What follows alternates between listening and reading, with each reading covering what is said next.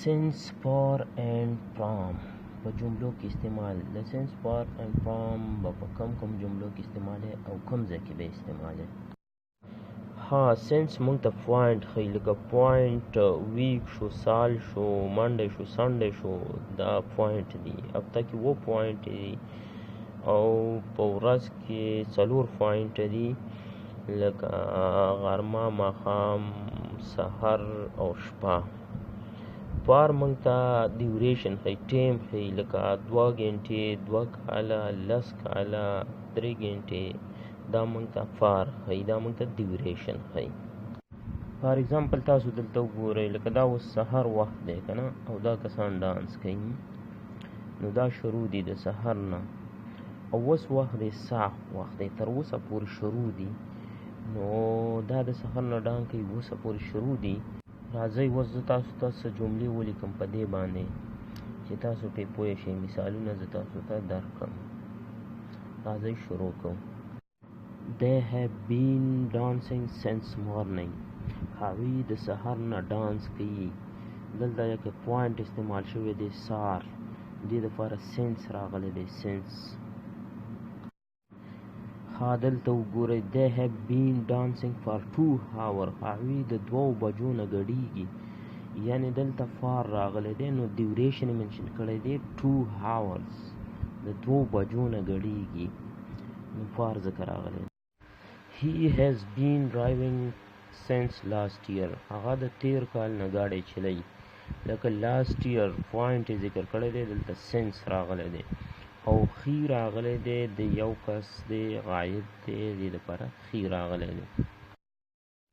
she has been cooking for 10 years هغه د 10 کالو نه پخلی کوي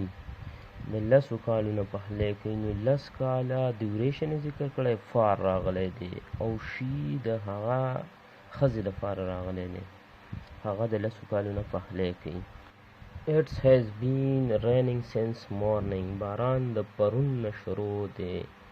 یعنی دلته سنس راغلی دی پرون پوینټ یې ښودلی دی نو باران دپاره ښې شي نشي استعمالولی دلته به اټ استعمالی اټ You have been writing for 3 hours تاسو د 3 غنټو نه لیکئ دلته 3 غنټې ډیوریشن ښودلی فار راغلی دی او یو د تاسو لپاره راغلی دی You have been sleeping since afternoon ته د غرمې نه اوتئ نو دلته غرمه پوینټ یې ښودلی سنس راغلی دی او یو د واحد یو کس دپاره راغلی ته دپاره We have been walking for 2 weeks موږ د 2 هفتو نه ورزش کوو نو دلته 2 weeks لکه ډیوریشن یې ښودلی نو فار راغلی دی فار او وی د مونږ دپاره راغلی دی اوس نیګیټیو سنټنس یعنی نفي جملې د نه واله جملې He has not been working since morning هغه د سحر نه کار نه کوي نو دلته سحر پوینټ یې ښودلی دی پوینټ دپاره سنس راغلی دی ټیک شوله سنس Interrogative sentences سوالیه جملې Have you been working since night ته د شپې نه کار کوي یعنی سوالیه جمله ده نو شپه راغلی ده پوینټ لکه نایټ راغلی نو دې دپاره سنس استعمال شوی سنس پوینټ یې ښودلی دی Interrogative and negative sentence سوالیه او نفي جمله یعنی سوالیه او د نه واله جمله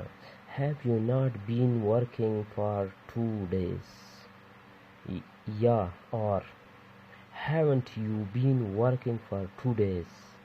ولی تاسو د 2 ورځو نه کار نه کوئ نو سوالیه جمله ده نو دلته 2 days راغلی نو دې دپاره فار راغلی دی فار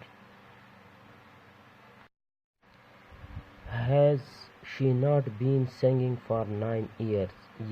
or hasn't she been singing for 9 years ولی هغه د 9 کالو نه ګانې نه وایي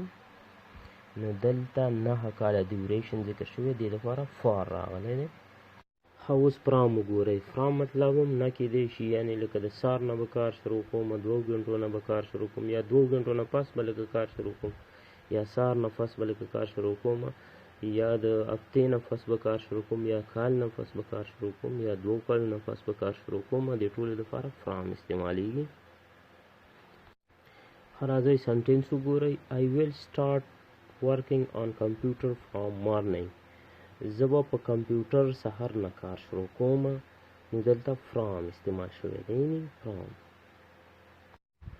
دا بل سنټنس وګورئ. They will play football from 1 o'clock. هغوی به 1 غنټې نه پس فوټبال شروع کوي. لکه 1 غنټې نه پس به فوټبال شروع کوي، نو دلته فرام استعمال شوی دی، فرام. نو اوس تاسو وکته چې فرام د راتلونکي وخت لپاره استعمالیږي، او فار او سنس د تیر وخت، د کم وخت تیر شوی د تیر وخت لپاره استعمالیږي. امید ساتم چې تاسو وکړه ډیر ښه پوه شوي په فار، فرام، سنس باندې، او ورسره سنټنس یې هم پر زده کړی وي. ډیر نه ډیر پریکټس پې وکړئ، او لایک او شیر کړئ دا ویډیو، سبسکرایب هم کړئ چې نورو ته هم د دې فایدې ورسي.